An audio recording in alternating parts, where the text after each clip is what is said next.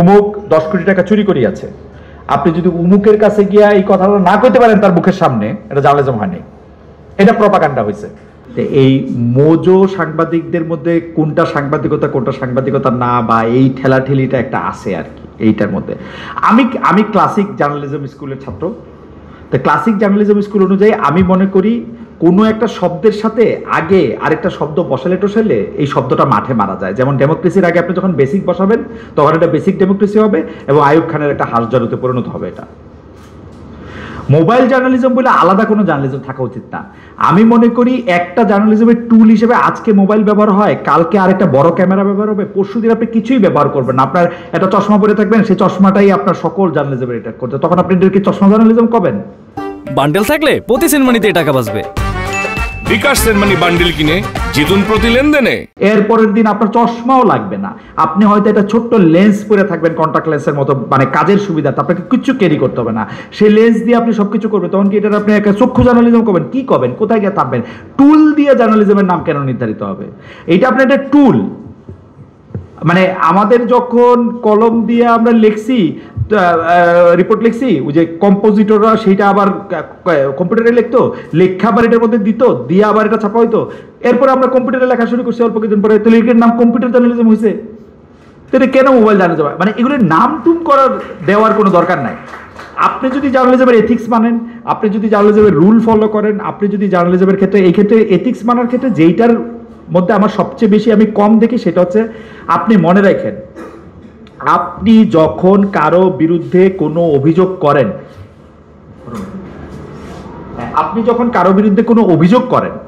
আমি বলি এটা একটু জোরে জোরে বলি, হ্যাঁ, আপনি যখন কারো বিরুদ্ধে কোনো অভিযোগ করেন, তাইলে যে অভিযুক্ত তাকে যখন আপনি একটা ফেয়ার চান্স দেন সেই অভিযোগের বিরুদ্ধে কথা বলার, তখনই শুধুমাত্র এটা পাবলিশ হলে জার্নালিজম।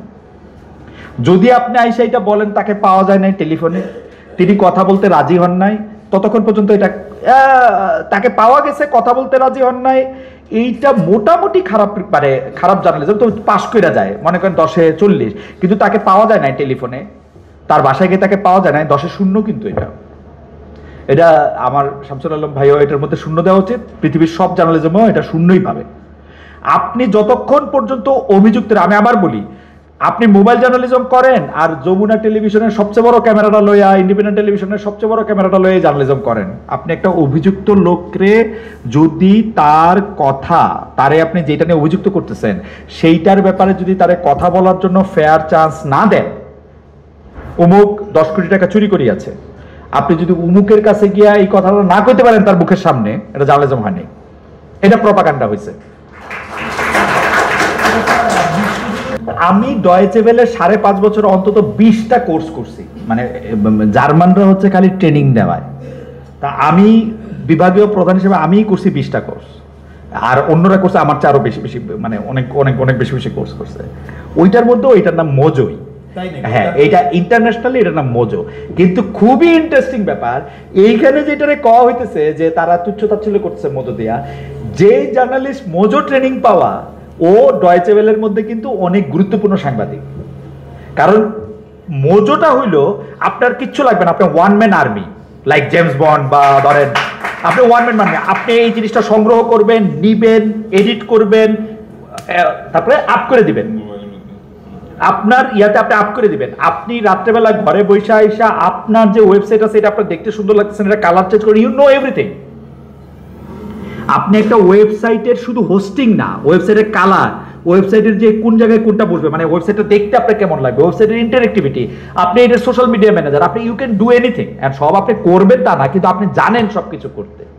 তো এইটা কিন্তু আসলে তুচ্ছ ব্যাপার না। এই ধরেন যে হচ্ছে প্রপার মোজো জানে জার্মানিতে, তার আমিও আমাদের মধ্যে থেকে যে কয়জন আসলে প্রপার মোজো জানতো, আমি কিন্তু পুরাটা পারি না। আমার হলো যে আমার একটু ভাষা জিনিসের জ্ঞান আছে, আমি 2টা একটা জিনিস ভালো পারি, 4-5টা জিনিস আমি পারিই না ধরতে গেলে। কিন্তু এমন বহুজন আছে যে সবটা পারে, এবং আগামী দিনের সাংবাদিকতায় আমি এটা বলবো, আমি এটা পারি, আমি ওইটা পারি না, এবং আমি খুব কিউট, এই কিউটনেসের দিন শেষ। ডয়েচে ওয়েলে কিন্তু তার একটা মোবাইল অ্যাপারেটাস বা মোবাইল ক্যামেরা এরকম একটা দিয়ে আমি নিজেই বাংলা বিভাগের প্রধান হিসাবে আমি অনেক অ্যাসাইনমেন্টের মধ্যে গেছি with one of my other colleagues. তো আমি একটা মজা জার্নালিস্ট, কিন্তু আমি কিন্তু সারা পৃথিবীতে ধরেন বাংলাদেশ তো বটে, এইবার 2024-এর ইলেকশনও তো আমি যতগুলি জিনিস করছি প্রত্যেকটা তো মজা করে, যে আমার আরেকজন কলিগ এখানে আসে, সাবেক কলিগ, এখন আবার সে আমাদের সাথে কলিগ, তো মজো মানে ওই যে আপনাদের মনে আছে কিনা, আপনারা দেখছেন কিনা তা জানি না, যে ইলেকশন হইতেছিল যে আমি হাসাহাসি করলাম, এখানে লোক যায় না, লোক ভোট দিচ্ছে না, দেখছেন কিনা জানি না, এগুলো তো প্রত্যেকটা ফেসবুকে দেওয়া হয়েছে। একজন মাত্র আরাফাত একজন মাত্র এরকম একটা ভিডিও ক্যামেরা নেওয়া, এবং সে হচ্ছে প্রপার মজুর রিপোর্টার। আমাদের আরেকজন মজুর রিপোর্টার আমাদের সঙ্গে আসছিল জুবায়ের, ও ইংরেজির কিছু রিপোর্ট করছিল। দে ক্যান ডু এনিথিং, মানে এনিওয়্যার দে ক্যান ব্রডকাস্ট ইট, মানে রেকর্ড ইট, আপলোড ইট। তো ওইটার ক্ষেত্রে তো তখন আমার তাই সে কেউ কয় নাই, ভাই আপনি তো আইসেন মজো, ব্যাপারটা বুঝছেন? এটা হচ্ছে ইনস্টিটিউশন। এইটা যদি ইনস্টিটিউশনালাইজ হয়, যখন মনে করেন আপনি যেটা করতেছেন এইটা, যখন আপনি এইটার মধ্যে একটা প্রাতিষ্ঠানিক একটা রূপ পাবেন, তখন আর এটা ফিল করবেন না। কারণ আমি নিজেই এই জিনিস 2024-এ করলাম।